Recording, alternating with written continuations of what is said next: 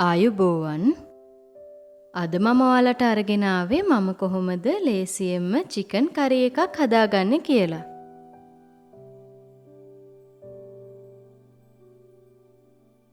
මම මෙතන chicken gram 500ක් අරගෙන තියෙනවා.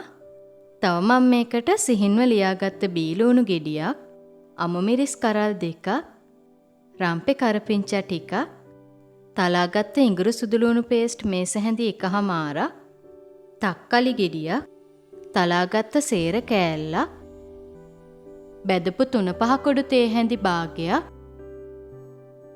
මිරිස් කුඩු මේස හැඳි දෙකක්, ලුණු රස පදමට, අමු 3-5 කුඩු තේ හැඳි එකක්, කහ තේ හැඳි කාලක්, ගම්මිරිස් තේ හැඳි එකහමාරක්, තලාගත්ත කරදමුංගු කරාබු නැටි දෙකක්, කුරුඳු පොතු කෑල්ලක්, ගොරක කෑල්ලක් ලෑස්ති කර ගන්නවා. අපි දැන් බලමු කොහොමද මේ චිකන් කරි එක හදාගන්නේ කියලා.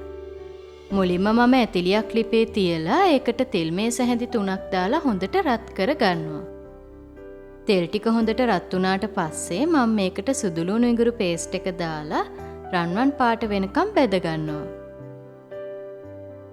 ඊට පස්සේ මේකට මම රම්පේ කරපිංචා ටිකයි බීලුණු ටිකයි දාලා බීලුණු ටිකත් රන්වන් පාට වෙනකම් බැද ගන්නවා.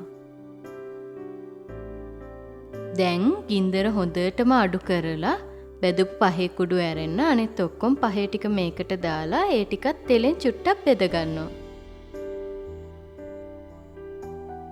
ඊට පස්සේ මම මේකට තක්කලි, අමු මිරිස්, සේර ටික දාලා ඒකටම චිකන් ටිකක් දාලා මිනිත්තු 5ක් විතර තෙලෙන් හොඳට ටෙම්පරාදු කර ගන්නවා.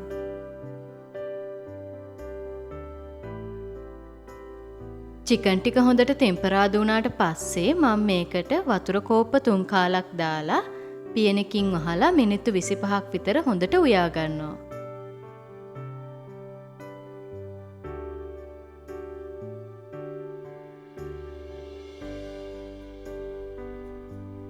චිකන් ටික හොඳට තැම්බුණාට පස්සේ මම මේකට බෙදපු පහේ කුඩු ටික දාලා මිනිත්තු 5ක් විතර මද ගින්දරෙන් උයා ගන්නවා.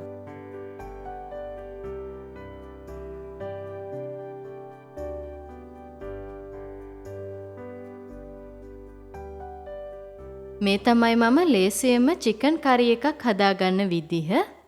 ඔයත් කැමති නම් හදලා බලන්න. එහෙනම් අපි අලුත් වීඩියෝ එකකින් හම්බෙමු. සුබ දවසක්.